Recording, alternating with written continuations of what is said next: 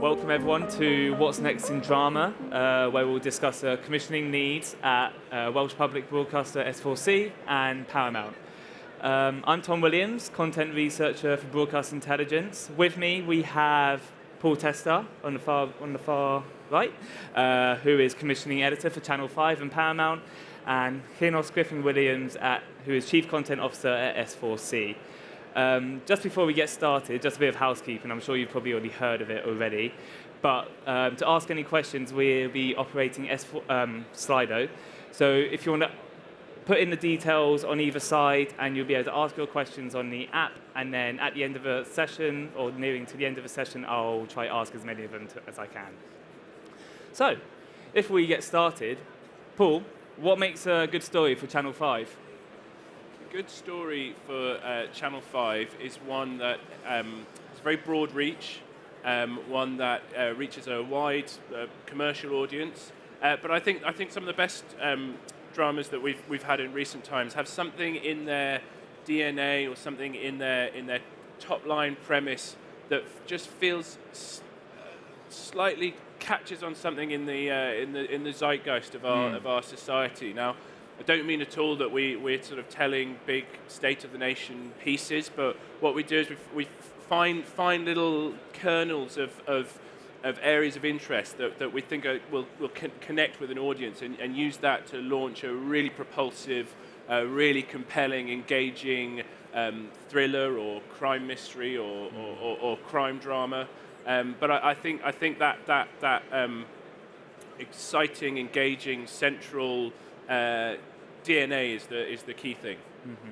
How about you, Llinos, for S4C? I think for us it's about being hyper-local, but with global themes. So sounds like both don't go together, but they do. For us it's about telling brilliant stories and having an individual identity for each one of our productions. We're not in the shape of making volume in terms of returnable series, so we want things to land, and we want things to be really populist, but we want them to have a great story at the heart of it, told by a variety of different voices. So we want things to showcase Wales, showcase the Welsh language. We want that to be able to travel across Wales, across the UK, and across the world.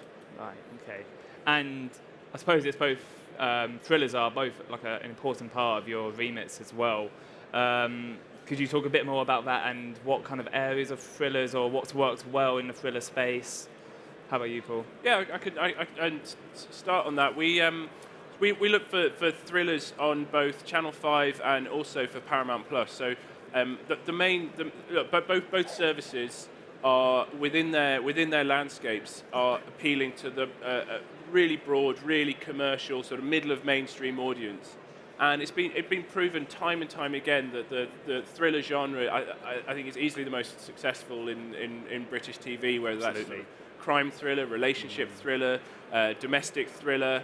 So it's a complete mix, really. I think so. On Channel 5, as I mentioned, we're often looking for original ideas that touch on something a little bit more, the little bit that's in the zeitgeist, or on something that's sort of really ideas that feel very relatable and domestic. I mean, one of our we're launching a show in the autumn called The Inheritance. The very simple idea behind that is a group of siblings. Their father's just died, and they discover, completely to their amazement, that he's left everything in the inheritance to a woman they've never met before. That's the sort of story you read about all the time in the newspapers. It's a very relatable premise and a fantastic cast. Now the difference then on you can enter all sorts of different worlds within that prism, but with that sort of thriller motor running through it, we're always confident that it reaches its broadest audience. On Paramount Plus, that might be a little bit different. I think the big difference there is that on Paramount Plus we're working in pay TV. You've got to have something in the sort of kernel of your show that people are willing to pay to watch. We work on a lot of best-selling book adaptations on Paramount Plus, whereas on Channel 5 often things might be more of an original idea. So it's a huge mix of things, really. We use the thriller to go into a lot of areas on Could be on No Escape, our next Paramount Plus show that's launching. It's a tropical thriller set on a ship that's it's sort of sailing off the South China Sea that's found completely abandoned, and the police are trying to work out what the hell's happened to this ship. But then on the other side of at the other end of the spectrum, on Channel 5, we're in the middle of production on The Horde, which we've just announced, which is about a group of detectives who unearth the most valuable stash of Anglo-Saxon treasure that's ever been found and decide not to hand it in. It's a really fun launch for a thriller. So, huge range of things. Right. A lot there. Could you relate to any of that, Llinos? Yeah, I think for us, thrillers are sort of cornerstone of our slate. So we always make sure that they're in the mix. They're hugely popular, and it's very similar in terms of relationship thrillers or crime thrillers, police thrillers. We've got. For us, it's about having a varied slate. So we always make sure that we've got things. And also, I think we're well known internationally for having thrillers that are produced back to back. So we're making one version in English with a co-production partner. We're making a version in Welsh.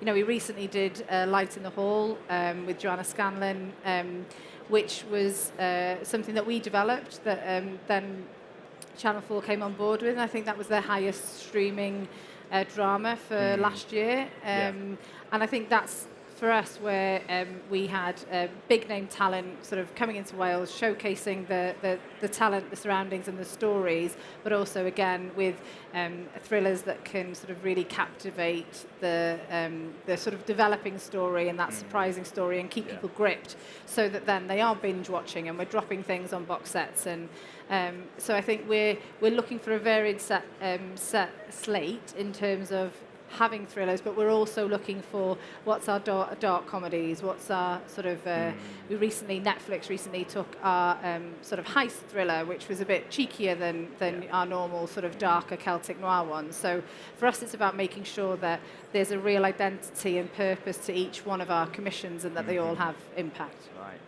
I'm glad you mentioned actually about doing back-to-back productions as well, because that was going to be my next question. It's probably important to mention that S4C does commission in Welsh language. So is that a sign of the future? You're going to be doing more back-to-back productions, one in English and one in Welsh, and I suppose that improves co-pro opportunities as well. Yeah, so I think absolutely. It's we've got a long history, successful history in doing it, where we've partnered with BBC Network, Channel 4. We haven't done it with Channel 5 yet, or Paramount, but coming after this way. Today, who knows? To be continued. But I think we have a really good relationship with other networks and broadcasters, where my commissioning team will often share scripts, if the production company is happy to, so that we can help bring on board those partners anyway. We've got those connections, we can help bring them to the table. Similar with the discussions that we're having with the bigger streamers now, is that we're actively looking for co-production opportunities. We're sharing those scripts to bring more sort of budget value to the scripts as well. If they're co-produced, we have a sort of a healthy but small budget for fully funding projects. If we can double that. We're about to be, I think we've announced that we're doing a BBC co-production called in Welsh Penner Bryn on Tree Hill, which is the makers of Hinterland have come back to do that. So I think co-productions always be important, but for us it's about having that balance of Welsh language only, but also having that back-to-back productions where ultimately serves the audience, but we can export. Right, absolutely. Let's talk a bit about audiences. Paul, I'm guessing you're going to say you like to commission for a broad audience. Is that still the case? How did you know?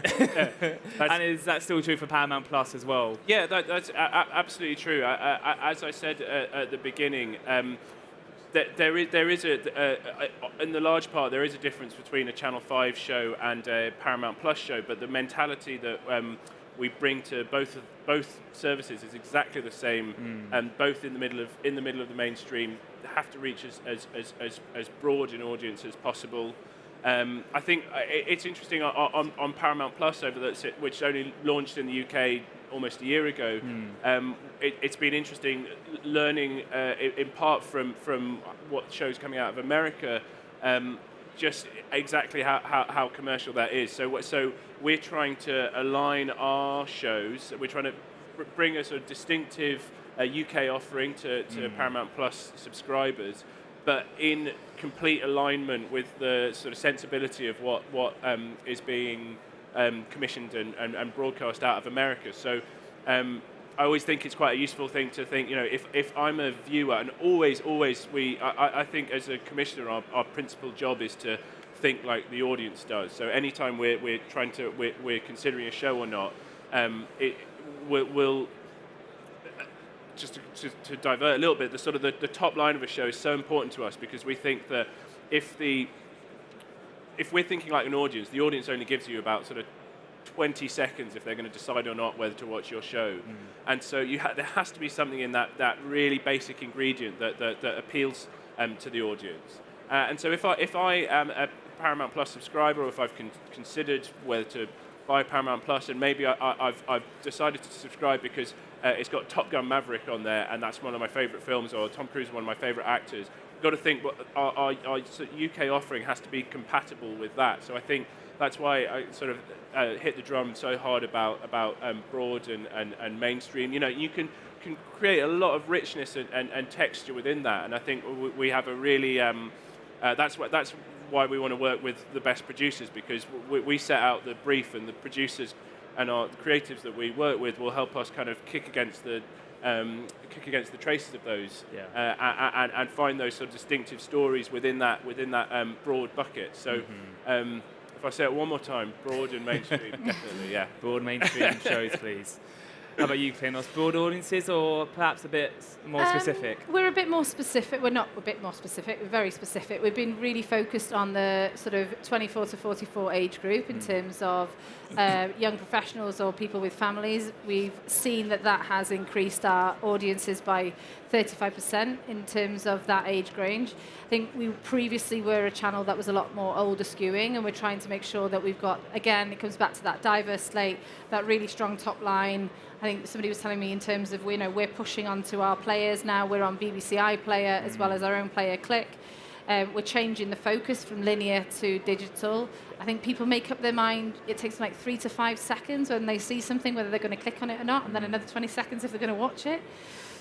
And if you're in our house and you're tired at the end of the night, it has to be under an hour and a half, otherwise we're not going to watch it.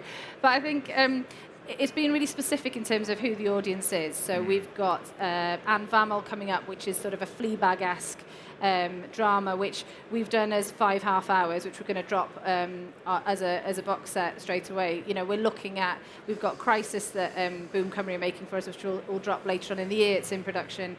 And that's more of again, a sort of, this is going to hurt us, sort of darker comedy, but looking at crisis, somebody working in a mental health ward, the crisis going on in the ward and at home, but with a little bit of humour thrown in there. So we sort of know who the audience target is for each one of our dramas, and so we're being really focused in terms of where we're putting it, making sure it's on the platforms that they want to watch when they want to watch it. And that we're playing around with the duration in a way that it's not just our 6 1 hours that plays out on a Sunday night. It might be those half hours that go in box set, or it might be we're just have done a call out for younger skewing drama that might be sort of 8 to 10 half hours. What's our offering in that sort of Wednesday Stranger Things sort of thing as well. So where we're targeting a even younger demographic than we normally are. So I think making sure that you know who it's for and who's your target, and then being focused that the themes and the characters call to them. Okay. And interestingly, I've heard that you actually launched a call for an interactive drama as well, following in the footsteps of that Black Mirror episode where you choose the endings. Yeah, so there's I'm going to get in trouble because there's a big announcement next week. So, but you can find out more next week. But it's certainly something that we're looking at. What are we doing in terms of, we're not a gaming company, but what are the trends coming down the road that we can invest in terms of interactive dramas? Right. How is that going to affect the way in which we finance the dramas as well? And that we're creating director's cuts as well as dramas that you can follow along and play on different consoles, So I think for us it's a really exciting time to be thinking, actually, that's a globally focused drama offering in a way that we haven't done it before. Right, okay. And about Paramount Plus, how would you... Some may look at the remits of Paramount Plus and Channel 5 and say they may look a bit similar, but is there a good way of defining or differentiating them? Definitely. I think. Well, a quick distinction: the tariffs are different. Right. I would say as well that as I sort of touched on at the beginning, something for. I think there is a difference in mindset between free TV and pay TV. It's got to have something just a little bit extra in it that you would be willing to pay your subscription. Like that fee. premium feel. Exactly. Yeah. But we always want a premium sort of premium quality to our Channel 5 dramas as well. And there are a lot of times where a project comes in and we sort of spend a long time agonising. We know it's right. We know there's something in it, and we agonise over whether it would work for Channel 5 or for Paramount Plus. But I think I think as well there's a so on Paramount Plus we have a sort of twofold strategy for our commissioning, and the first part of it is very close to our Channel 5 strategy, which is a lot of broad thrillers, as I've said already. But the other side of it is that we know that there is in the streaming world there are shows that people would pay their subscription fee alone just for that show. There are particular areas or subject matters or bits of IP that people have a particularly strong connection to. So I think a good example would be, and if we can see a sort of proven, if we can see evidence that area or something in that kind of territory has worked in other on other services, we have absolutely no problem with trying to replicate that. I think one of our first UK shows that launched in the end of last year, The Flat Share, is a good example of that. That's it's a rom-com, but there's a particular audience that likes rom-coms, but we are very confident and have been proved right that audience is big enough to make a meaningful difference to your subscribers. Yeah. Or I always look at looking at what's worked in America as well, and you look at a show like Halo, for example, which is one of the first shows to launch, it did incredibly well on Paramount Plus. You think that's a really wide-reaching show, but when you think about it, actually the audience for that show is a very specific audience of probably mostly people who played the computer game Halo or who like computer games. That's a specific audience, but it's also a massive one. So we're always looking at where those areas might be. We look at, it could be in genre, so we might we're looking at areas in the sort of horror supernatural area.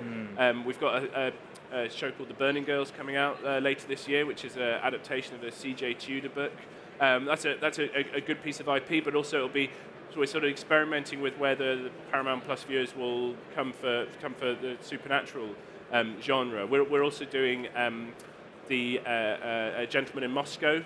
Yes. Very popular book. It's one of those books where when you talk to people about it, or every time I talk about it in a scenario like this, people often say, "Oh, that's my mum's favourite book," or "That's my favourite book." And if we feel that people have a very strong, it's a difficult thing to judge, but we're very confident that people are going to come to the service for that show alone, and with Ewan McGregor leading the cast as well, which kind of helps. So then the challenge for us then is, once we've got people in for a particular offering, is how to keep them there. And I think that's where offering a really kind of broad range of good kind of mainstream content is really important. And that's why we're looking at lots of returnable shows. We want lots of crime thrillers. We want crime mysteries. But I think what one thing, if I were to make a kind of call out for anything, one thing that I think we haven't got yet, which we're starting to look for, is that there is, and actually I think All Creatures Great and Small on Channel 5 is a good example of a show like this. There's those sort of returnable character-driven, or possibly precinct-based shows, which people. You watch those shows, or I certainly do, because you want to be there with those characters, and you sort of want to live in that world, and I think you see it with Call My Agent on Netflix, a really good example of a show like that. Ted Lasso as well, I think, does that brilliant, or even like the Bear on Disney Plus did it. Was you sort of you live the highs and lows of these characters and their environment, and I think. that's one thing that we you know, and because they return as well, you keep people on the service Exactly. with shows like that. Yeah. So that's one area which I think is quite different from some of the other stuff we've commissioned so far that we're looking at now. Okay. You've both been really prescriptive about what you are looking for, but for any producers here, it might be really helpful to know what you're not looking for so they can cross out their ideas. Who would like to go first? Is there anything that hasn't worked on the channels before? Or you're overserved in? I'd say on Channel 5, I think anything that feels too gritty, I think, or too bleak, on both services, to be honest. I don't think that content is really landing well Right. for us at the moment. I think it's got to be a little bit accessible, a bit. There has to be some sort of aspirational element to it. I think that does really help. But also, I think if you're pitching for Channel 5, then I think be really mindful of the tariffs that you'll be working on. I think you know, I can't see us commissioning a big kind of sprawling sci-fi epic on Channel 5 at the moment. Or I wish you luck deficit financing that. So I think I wouldn't on Paramount Plus I wouldn't really rule out any particular genres. All I'd say is that if you feel like your idea feels too very niche or feels sort of too very kind of offbeat or off kilter, I think that's probably unlikely to work. I mean, I think that not on our service, but I think in other services that those things work very well. I just think not for us. Sure. Similar, I think for us it's, knowing the world that you want to create incredibly well and creating those characters that you love or love to hate. That sense of familiarity with characters, but at the same time drawing us into that sort of world of escapism, even if it feels familiar. It doesn't have to be... we're not doing sci-fi either, but we do have horror, coming out. We had a really successful horror film called A Glare, The Feast, which has been out on Hulu in the States, has been out in cinemas, and has sort of got an indie cult following.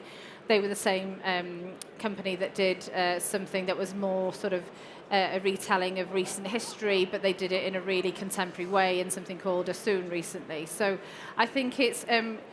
knowing the style and tone and who you're speaking to for us in terms of rather than what we're not looking for. I think we're looking, again, it comes back to having that sense of identity, a clear vision, a really strong top line, and a track record in being able to deliver something of a similar nature, or if you don't, that you're sort of partnering up with talent that has delivered that before. We want to be risk averse, we want to be ambitious, and we will take risks, but they need to be calculated risks as well. Right, okay. We've got just about over 15 minutes left of the session, so a reminder to anyone, if you want to ask any questions, please feel free to send them in on Slido and I'll look at them in a bit. You just mentioned talent. How open are you to working with new emerging talent, both on and off screen? Yeah, absolutely. I think, we're really keen to invest in development of talent. One of the authors that wrote a one episode of Light in the Hall is now taking on as the main talent writer for the whole of the script of Crisis as a full series. So, that talent development is really important, but what they were able to do was have a writer's room of more experienced talent around them, and then, they're with sort of safety moving on to bigger things. We're also teaming up with the National Film and Television School in terms of offering courses for further development, whatever sort of wherever you are in your talent development. So I think, as we had Rough Cut that Netflix picked up. We had a young emerging talent on screen in terms of Guion that was partnered up with Mark Lewis-Jones, who's more of a familiar face. So I think it's having that mix of more experienced talent with young talent coming through on and off screen. Okay. How about you, Paul? I'd say that off screen we are totally open to working with any talent. I think I would come back to sort of thinking like an audience and what makes a meaningful difference to an audience. And I think that like 95% of the TV watching audience, I think who wrote or who directed an episode of a TV show is irrelevant. I think it matters to the sort of TV community, but I don't think audiences generally sit at home wondering who wrote the episode. Obviously, we've got to trust that you can deliver for us, and we've got to trust that you've got the talent has the chops for it. But we are completely open to who we work with. If the idea is good enough, and if you can make us believe in the idea, if you can, then we'll work with anyone. On screen, I think we're very open to working with new talent. However, again, I think audiences do care who they watch in shows. It depends from show to show, but I think we casting is really important to us. I think it's such a competitive landscape. Audiences do make decisions based on those things. But if we manage to land a really strong lead in one of the roles, we're totally open to who might be starring alongside them. I would also say that on some shows, if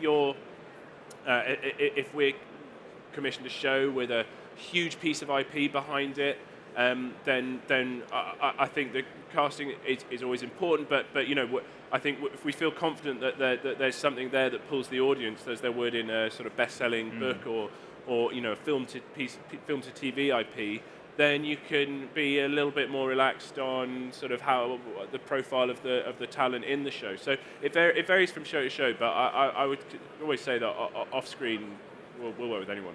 And I guess it comes back to that, 5 seconds of whether you're going to click or not. If you're seeing a familiar face, you're more likely to go for it. It's the same for us. We had in a Golau Light in the Hall, we had Joanna Scanlon, who didn't speak Welsh but learned the script. Wow. And then you had people like Iwan Ryan and Alex Roach, who are started their careers off on our channel and have gone on to big things as well. So I think it always helps to have a face to bring in an audience.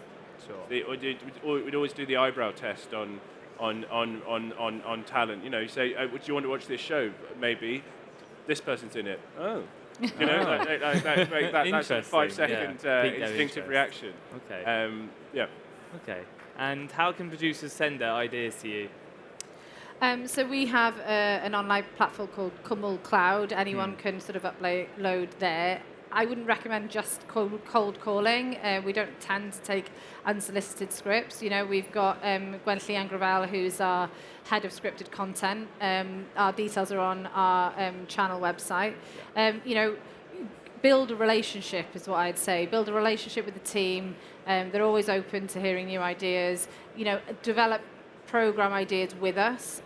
We don't like to really pick things off the shelf. We really do invest a lot, and we're investing more than we ever have before in terms of developing Bibles, developing scripts, developing pitches, so that we're really solid in what we're then greenlighting. So come to us early, build a relationship, and then it comes through our commissioning process. And we can also help, because we see ourselves as quite a collaborative and not a competitive channel. We work with everybody. We can help sometimes bring on board that additional finance as well. Okay. Oh. I would say on the large part again, come to us early. We're a small team. There's only 2 of us on the commissioning side, commissioning for Channel 5 and for Paramount Plus. So we're very small. We're very dynamic. We move very, very quickly on things. But bring us your top line first. We can make a very quick decision based on that. There are some areas where we might want to see a little bit more, but for example, we do a lot of soft mystery shows, soft crime shows, or cozy crime. There's so many different words for it now. We do quite a lot of that on Channel 5. I think now we've got it works really well for us, but we've got quite a lot of it now, and I think that generally we'll want those, if it's being pitched to us, we probably want it to be already in part financed. Generally, we just want to kind of close a gap on a show like that. But for most other genres, we want to come in really early. I'd say email me, come get my email address off me. Generally, I won't really. I think for the pitch needs to come from the production company rather than for. I wouldn't wouldn't have time to sort of fully consider a pitch with just a writer on your own for it. But so I'd say team up with a production company before you bring it to us. Yeah. Okay. And is there any information that needs to be pitched along with the idea, perhaps like the credits a producer has, or what else are done behind the team involved? Is there anything you're looking for there? I think so. And actually, I think just to sort of pick up on you were saying, I think it is actually better to build a relationship with us first. I think it's just harder for me and for our team to believe in an idea that's just sort of comes into us cold. I think build a relationship with us, get to know us. If you want to meet, I'll meet absolutely everyone. There are not always enough hours in the day, but we'll always do my best. If we've never worked together before, I do want to know what you've done and what your credits are. But I wouldn't say that not. I think I need to sort of have an understanding of you and more than anything, more than any sort of specific information. Yeah, I think it helps, just give us a sense of who you are, build that relationship. We work with indies based in Wales, we work with indies based outside of Wales as well. If we feel that you do need a Welsh production partner, we can help facilitate those discussions. But I think just talent is key and being really passionate about why you want to make the programme in the first place. I would actually, one other thing I'd say is that for Channel 5, I think we've never made a show on Channel 5 that hasn't required deficit financing. It's the model that we work on. It's how we've managed to make drama on Channel 5 become such a success story. Every show is co-financed. So I would if your show's going to get over the line with us, I think having a good understanding. The idea always comes first, but having an understanding of how you're going to co-finance it, how you're going to use tax credits. All that kind of stuff is if we've never worked together before, is really helpful. We can help. If we might try and partner you with someone that we've worked a lot with before. We have done that in the past with success. But it's sort of having a bit of that innate understanding of how to put those pieces together for a show is important. And we've got a really good relationship with the Welsh Government, so we regularly meet with them, put our slate of content that we're looking to greenlight in front of them. So we're flagging up shows that they can additionally finance, as grant funding, as well as sort of there being tax credits that we can help access. I'd also say be consistent. I say this as somebody who used to pitch into Channel 5 all the time. And every Wednesday I used to send pictures over to Channel 5. And one Wednesday we got commissioned. So I would just say, the commissioning team, especially us, we're a really small broadcaster that has a small team with a huge workload of shows that are in production, are just delivering, as well as that content slate that they're desperately trying to keep developing. So, if we're not getting back to you, again, it's about building that relationship. So be consistent in terms of the discussions that you're having and build that relationship so it's a longer term proposition. Great, okay. Just taking a look at the questions here. We have loads, so keep them rolling. Question for you, Paul. Channel 5 strips its series across the night. Would you ever look to box set a Channel 5 series? As in box set it on My 5? Yeah. It's not something we've done, but we would definitely consider it.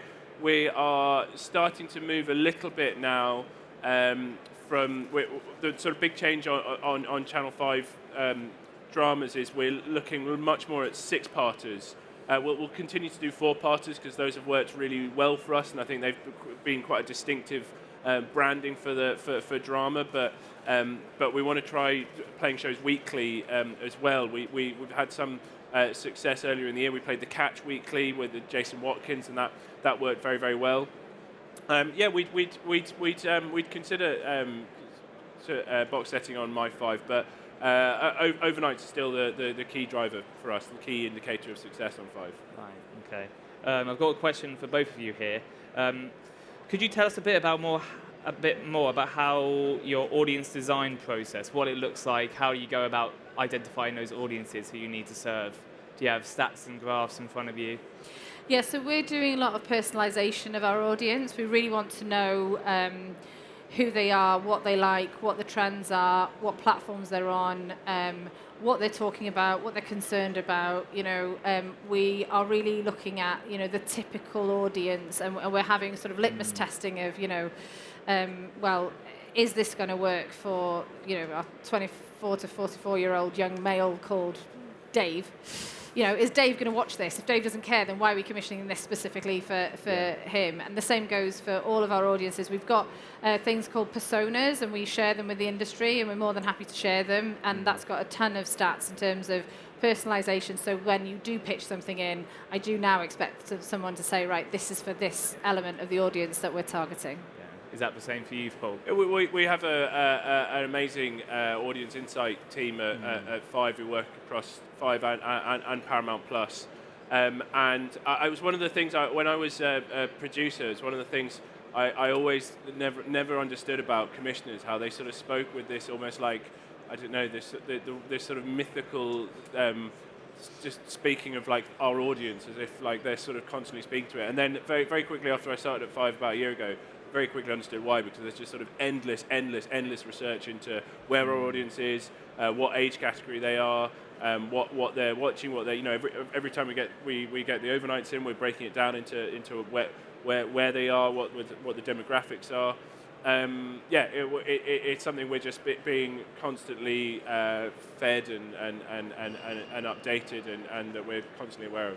I think for us as well, just to add to that, what we're really looking for, which is what I'm challenging my team all the time on, is who is the audience that isn't with us. So, we've sort of got a captive audience, and we really want to be going out and being broad and popular. So it's more concentrating on the audience that we don't have. People have been calling them that sort of lost audience. They're not lost. They're not with us. They haven't found us yet. So what's going to bring them in? And then, again, that sort of retention, what's going to keep them there? Right. That's a really interesting point as well. You sort of see you bring audiences in for some shows and then you want to keep them, but you lose them because they go back to the other channels. So you're often looking at, for example, All Creatures Great and Small. It brings in such a big audience from other channels for us, and we're constantly trying to think of, well, how can we keep them there, and what else can we offer on the channel that will keep those audiences, while also not losing some of the other audience that maybe don't watch All Creatures Great and Small. So it's a really difficult game, and it's a really difficult balance all the time. I used to love that show. Just about time for a couple more questions. There's one here about shows you like or you would have liked to have commissioned from another channel. Is anyone brave enough? I think I've been...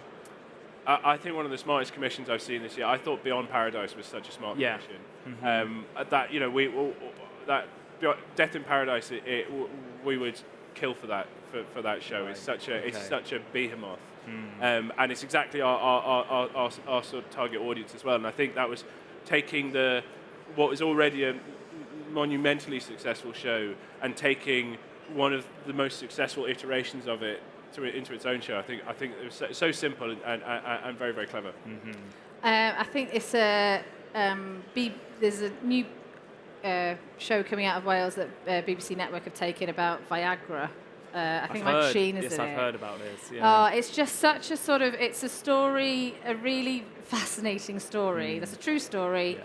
I think it's based in Port Talbot, and I would have loved to have commissioned that or back-to-back commissioned that, because that sort of epitomises what we do. It's a sort of a truly Welsh story, but it has global appeal. It's, can make a real premium drama, and there's scope to work with others on it.